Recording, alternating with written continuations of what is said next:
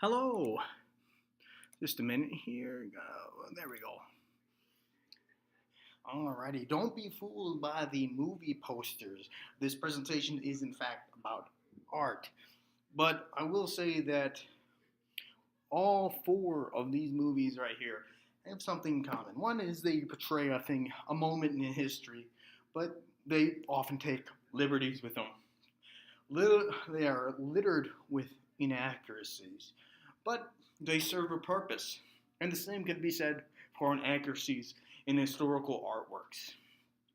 Now, in movies, generally they serve to put inaccuracies like serve two purposes. And one is to make filming easier, such as in Braveheart, the Battle of Stirling Bridge doesn't actually have a bridge in it.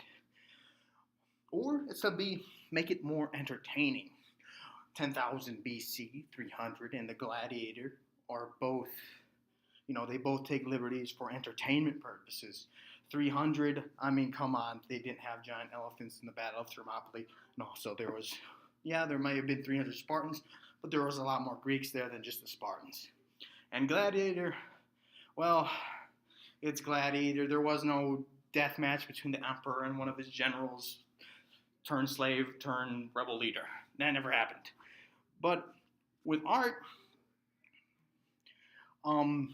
generally, paintings, especially back in the time, there were massive projects, especially historical ones, and they were taken to show the skill of the artist, and usually in historical ones to portray an instance of history, but the inaccuracy served a different purpose rather than making it easier or to make it entertaining, although to make something more captivating that did happen as well. And so we'll move on to Benjamin West. And this is his painting, The Death of General Wolfe, in the 1759 Battle of Quebec. And this painting is littered with accuracies, lots of just liberties taken out of bound, the giant theatrical clouds of smoke, the massive armies clashing in the back.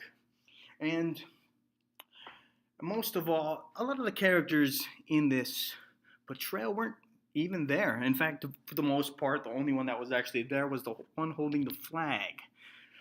It's unlikely there was a Native American there present at General Wolfe's death. And to be honest, this whole theatrical display of, as you can see in the middle left, not the middle left, but like the middle left on the edge, you see the messenger arriving with the message of the French defeat. And that's all very theatrical. And it's meant to generally make the painting more interesting, but it also served a purpose in of itself, and that was as a vehicle of propaganda. Inaccuracies could be used to make a story lift its ideas higher up and to accomplish the lifting of their ideas, to get across as General Wolfe, as a martyr. He's portrayed generally pretty Jesus-like. And those were important, and it was important to get up those ideas. Another example as we move on, here we go, is one that's pretty inspired by the death of General Wolfe, and that is the death of Major Pearson. And this one itself is also very theatrical. As you can see in the bottom right, we have a mom. What it would be assumed is Pearson's wife and child running away because apparently they're really close to a battle, and they always accompany their husband. And you can see the dying General Pearson in the middle of all this smoke and flare, and the flags up above them. And yet again, this is to portray them as great martyrs. And a lot of this is inaccurate. As you can see, there's actually an African American, one of the slaves, firing back. He probably wasn't even there. Pearson himself died extremely early on in the battle, and the battle was pretty much won without him. But he served as a great vehicle, as propaganda for British ideas, especially during this time in the Revolutionary War. The British defeat was basically imminent. And this one's a pretty well-known one as well. Emanuel Lutz, Washington's crossing the river. Yet again, this is full of one. There's too many people in that boat. That boat can't hold that many people. It's going to fall into the river. Two, George Washington himself is going to fall in the river. No one should stand on a boat like that. That thing is rickety. It's going to collapse. And another inaccuracy is that this painting, which, depicts Washington crossing the Delaware River, which, by the way, isn't that large. And another thing occurred during the night, not during the dawn, as it's depicted.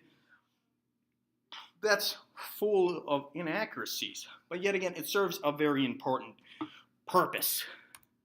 And then we have another one. Here's Napoleon crossing the Alps. That never really happened as well. He was never really on this grand horse. Didn't even cross the Alps until days later. And to be honest, when that horse is bucking like that, you're about to get thrown off.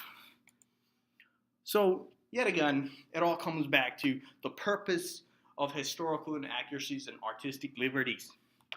And really, and as described earlier, it goes back, it's to be used, inaccuracies were used as a propaganda machine, as a vehicle for it, to drive home certain ideas.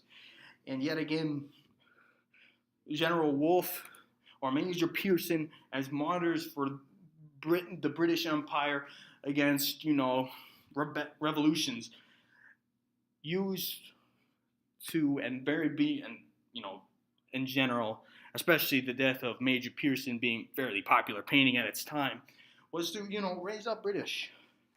And just like this one is for American patriotism, given it was done in Germany, but yet again, it serves all these inaccuracies, not only make the painting more interesting, but it can be used as a vehicle for propaganda. This is a very patriotic thing. George Washington just standing, looking straight up ahead. The dawn almost acts as like a halo to George Washington. And so it's very, very patriotic and very, very propaganda-ish. And this one's no different. Napoleon himself wanted this painting to display his character, his ideas, and not really Napoleon himself. He never intended for this to be a portrait of any sort, accurate. He just wanted it to be a representation. He's pointing to the summit. He's looking elegant.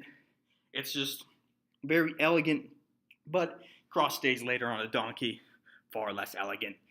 And it displays French patriotism as well as, Napoleon's kind of ego complex, significantly less. All right, there's the works cited.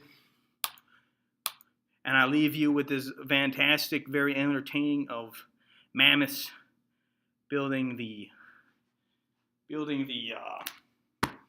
pyramids in 10,000 BC, a few years before it really happened. Also, woolly mammoths.